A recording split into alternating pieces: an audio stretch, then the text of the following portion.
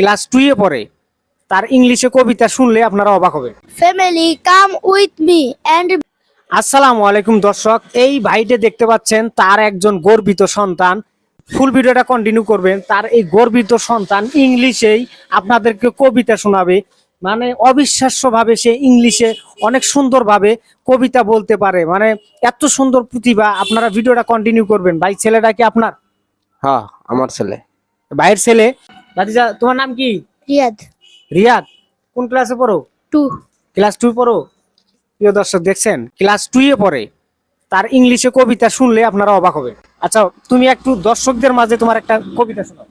Family, come with me and meet my family. Mother, father, sister, brother, and me. There are some more members. I tell you, grandpa, grandma, uncle, aunt, and cousins too. We spend time together and help on another. I love them and they love me.